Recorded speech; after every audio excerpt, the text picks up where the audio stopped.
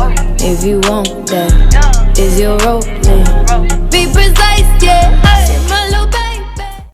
Hey guys, welcome back to your girl's channel, Gigi's Reality. I'm your girl Gigi, and we have another episode of Iyanla Bonzant to get into. She is still with the Mitchell family because they is struggling. I guess this is like part 2, the continuance of like them from coming last season. It's still a lot of trouble, but this episode definitely seemed to be a lot more clarity between Kizzy and the mom, and kind of with the brothers. But we'll get into that a little bit later. Holy crap, this hat! I gotta put this hat on because it's literally hot down here. It's just sweat everywhere. I can't take it. But that's why I'm inside with this beautiful air that I got. But that's neither here nor there. But before we get into that, you see a little button down there, I'm pretty sure on the left or right, that says subscribe. Can you please hit that for your girl so you can stay updated with my videos?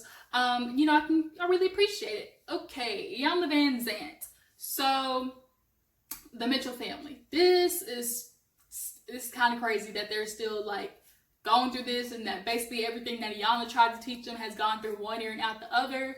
But this episode starts with Kizzy.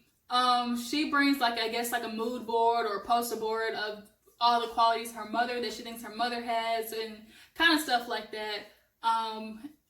Basically by the end of the conversation, they have more similarities than they thought. Now, it is revealed in this kind of session that Kizzy actually sent 2 of her kids away. She wasn't stable. She didn't really have, stuff to provide for them. And at that point, she kind of realized, like, oh my God, like, here we are in the same predicament. And Iyanla basically tells her, like, that's what you're going to get because the pattern is going to continue.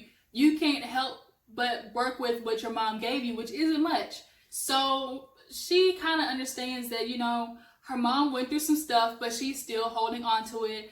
And Iyanla straight up asked her, like, is it possible that you're holding on to it to be angry, so you have a reason to be angry because you haven't forgiven her? And it's very true that, that might be what it is. As humans, we tend to just hold on to stuff, especially when you don't like somebody. You'll find the littlest thing that they did and just hold on to it so you can justify, your feelings in somebody. But, at this point, she's going to have her sit down with her mother so they can just understand each other a lot more. And so she asks Kizzy basically what she wants. She's like, what at the end of the day do you want? And she's like, to be heard and peace. And hopefully she'll get that with her mother because, she can only, do so much with the relationship that they had because of, the past that, she was given, and all the things that she had to go through with her mom. So when we get a chance to talk to Miss Leronda, or we get a chance for Iyanla to talk to Miss Leronda and kind of for Kizzy to see what was going on with her, we end up, getting a lot more into her past. So, in regards to her mother, Iyanla straight up asked her, like, do you like your daughter? And she was like, nah. And she was like, that's kind of hard to hear, like, that's your daughter, and y'all don't seem to get along. And so she was like, well, what about your mother? Did your mother like you? And at that point, she was like, I don't think so. And she was like, okay, explain that to me. And she was like, growing up with her, you tend to choose a man over me, and then when she couldn't please him, she would get upset and take it out on me. And that's very hurtful to hear. And she kind of like gave the rundown of what she went through as a kid. Her mom tied her up to chairs. She got beat down.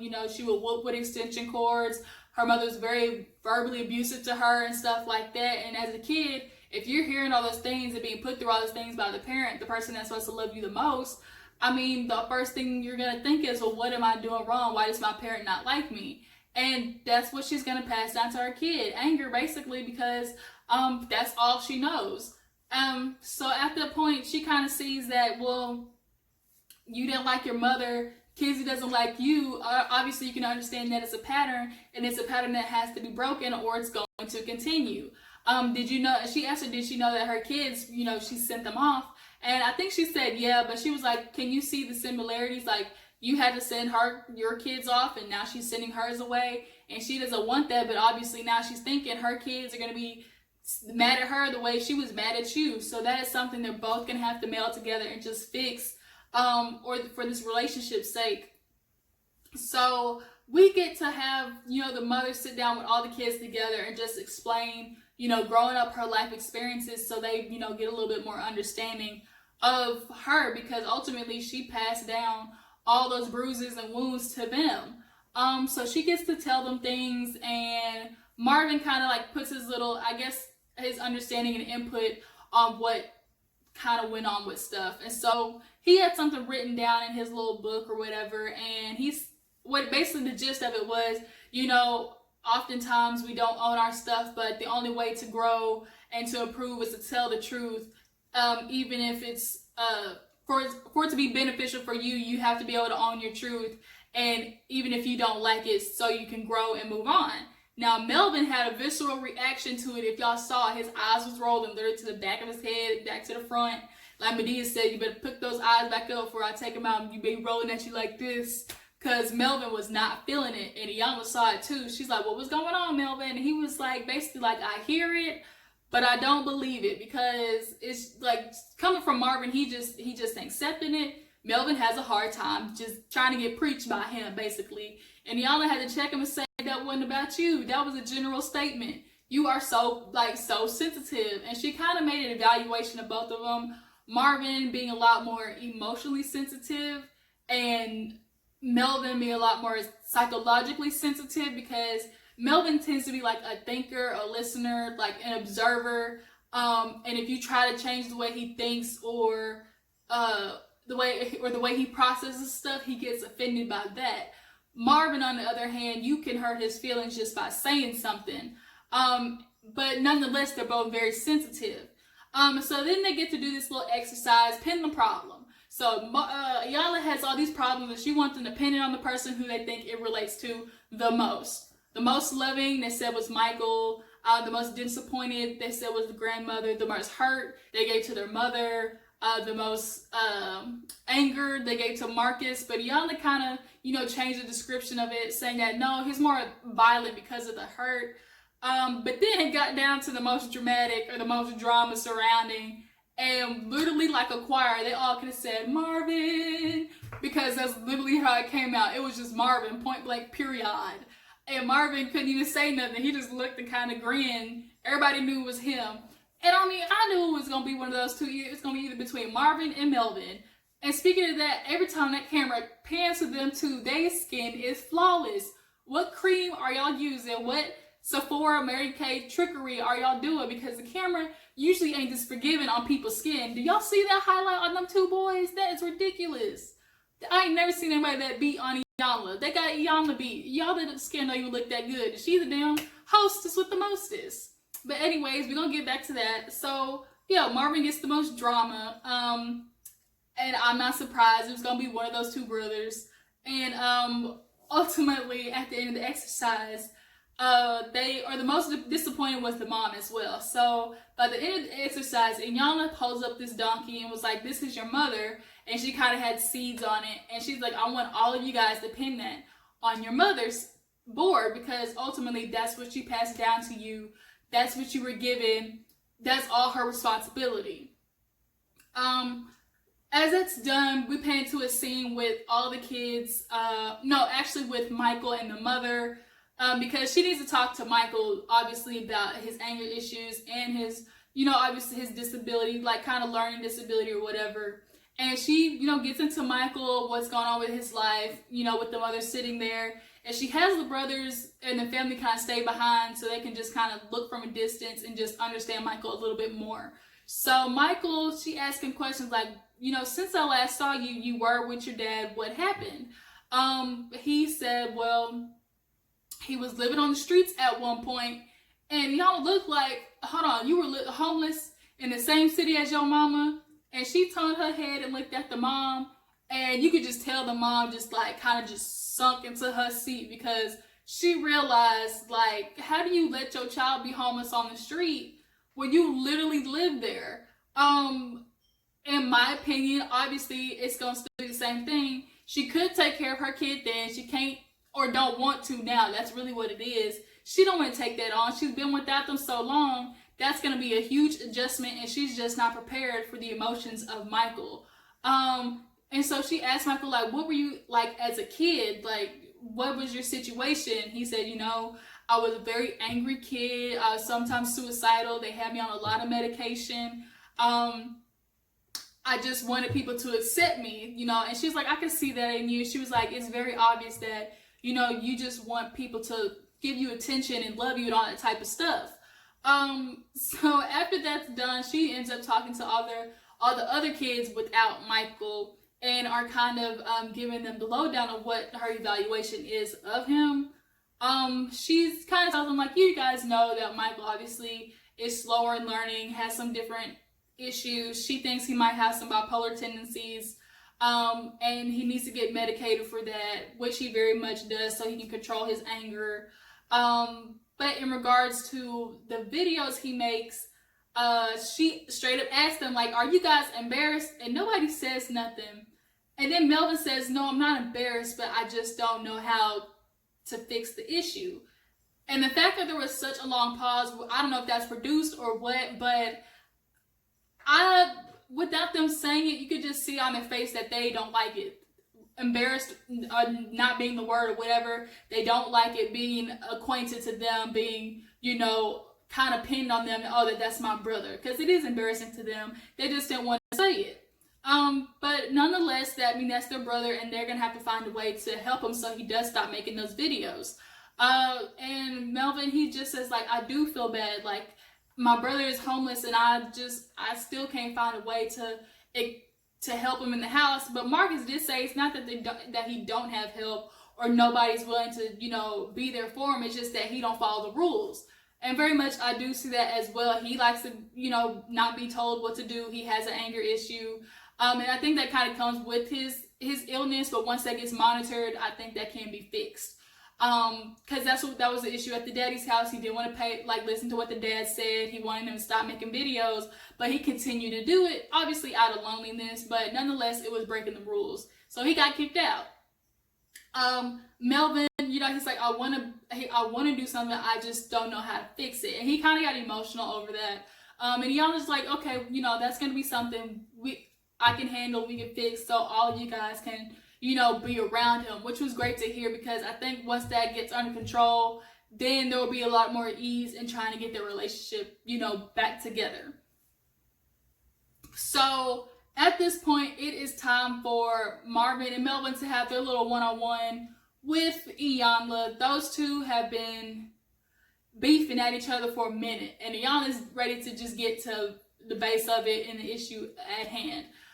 So she straight up asked, Marvin, what is the issue? And he's like, or no, she asked Melvin first, like, what is the issue? And Melvin says, like, look, growing up, he used to tell people that we weren't related. Please don't tell people I'm your brother. I'm just your friend. He used to keep his distance from me. He was very mean to me and all this type of things. And, he's like, I don't appreciate that. And Iyanla kind of straight up brings, like, well, is it the fact that maybe he sees something in you that he doesn't like in himself? And to him, that's not my issue. That still don't give you rights to beat up on me and do whatever you do to me and all that type of stuff. That still don't give you the right to be a dick to me when you feel like it. Basically, that's what he was saying. And in Marvin's sense, he just kind of said, yeah, I would tell people, that we weren't related because, they made fun of him, called him names, all that type of stuff. And I was afraid that what they saw in him, they would see in me and do the same thing. Because he ain't really, been out yet. He just kind of lives life, vicariously gay. That's kind of hard to say, but, he lives gay adjacent. That's basically what it is. So for him, he was just having a struggle with just fully owning his identity. Because to him, being gay equates to his abuse, and Iyanla had to explain, it's not just a sex thing, your sexuality. So you have to, discorrelate those two. And he also had an issue with, he's like, coming out is such a hard thing, obviously, with the straight world, but sometimes in the LGBT community, just in the gay world, they are very judgmental as well. Now, I did have to think about that because Melvin, once again, had a visceral reaction to that, but didn't say nothing. But, if we all think about it, especially the gay people can be very opinionated and then call it being real, especially gay black men. They'll say stuff, ooh girl this, ooh girl that, and think that, they can say because they are helping you and they'll offend you and girl, I'm just doing you a favor. But no, you can't say, effed up stuff and then not apologize for it because you feel like you're being real. That's not cool. You've had some judgment, but you feel like you can do it because you all flamboyant and whatnot. That's not how it works. And don't freaking thrash me because I ain't no goddamn, you know, opposer of LGBT, so don't be trying to come for me. But I'm just telling it how it is. So, especially in my experience. So with Melvin, I think he just has to learn the difference between his experience and Marvin's experience with things. Melvin, he's like, once again, like Iyanla says, he's very just kind of like a thinker of things, and to him, it's more objective instead of personal to him. Like instead of trying to be personal to Marvin, I guess you could say, to him, it's just straight up like, I don't get to get beat up because you don't like yourself, especially if I've been there for you, dealt with a whole bunch of stuff. You know, that's not fair to me. I get it. Like, I don't deserve, I get told all the time, you know, oh, it's not your fault, but then somebody can go off on me all the time. Like, that still ain't fair. You don't get to go off me because something else pissed you off, and then be like, oh, I'm sorry I did that to you. That's not how that works, because at the end of the day, I still got beat up for it. So, I definitely feel where Melvin is coming from. But Marvin, she asked Marvin, like, is there anything you need to apologize for? And he apologized for it. He said, you know, I apologize, you know, for the way we grew up and, you know, being mean to you and asking you not to, you know, like claim me as your brother and stuff like that. And then when it came Melvin's turn to apologize, he was kind of a little bit more subdued. So, you know, I was like, look, I'll give you your private time, so you guys can go apologize. So I guess they went upstairs, and at this point, you can kind of hear like it getting a little, you know, agitated over the mic. And next thing you know, we hear Iyanla, Melvin trying to leave, check 1, 2, Melvin out the door. And Melvin's coming downstairs, and Iyanla's like, whoa, wait a minute. And he's like, Iyanla, he ain't even looking at Iyanla at this point. You could just see like all the anger just building up in him. And he's like, Iyanla, he's like, I'm trying not to disrespect you, girl. I'm not looking at you because I still don't appreciate the fact that you basically saying, excusing, Marvin's behavior. I just don't agree with that. And Iyanla had explained, no, I'm not excusing it, but there's an understanding that comes with knowing these things happen to him. And for him, he just is having trouble with that, because at the end of the day, he just knows his feelings with her and all the stuff that happened with him are results of Marvin not liking himself. And that's obviously difficult for him to process. So he is going off on Iyanla, and he's ready to get up. He's like, Iyanla, I'm not doing it. He walks outside. He's outside with Iyanla with this backpack. I'm hoping he don't swing it because he looked like it's in his hand. I'm just saying, please don't swing that backpack and hit poor Miss Iyanla, because ain't no telling what that reaction gonna be. Even though she passed her, it might have left her that day. But she's like, of course, doing her therapizing, saying, do it differently. You came to me to help you, you know, battle the things that's hard for you. And he's like, Iyanla, I'm not gonna do it. I'm not gonna disrespect myself, allowing somebody else to feel like they can treat me any type of way. I'm not gonna do it. And that's kind of the end of the episode. It's gonna pick up, I guess, next week with him. So tell me what you guys think about Melvin's reaction to Marvin. Do you think they can kind of like regain their whole relationship? In regards to Kizzy and her mother, what do you guys think about their similarities, I guess, in general? Thank you guys for tuning in. Please subscribe to my channel and like this video. I will catch you guys on the flip side. Thank you for watching. Deuces.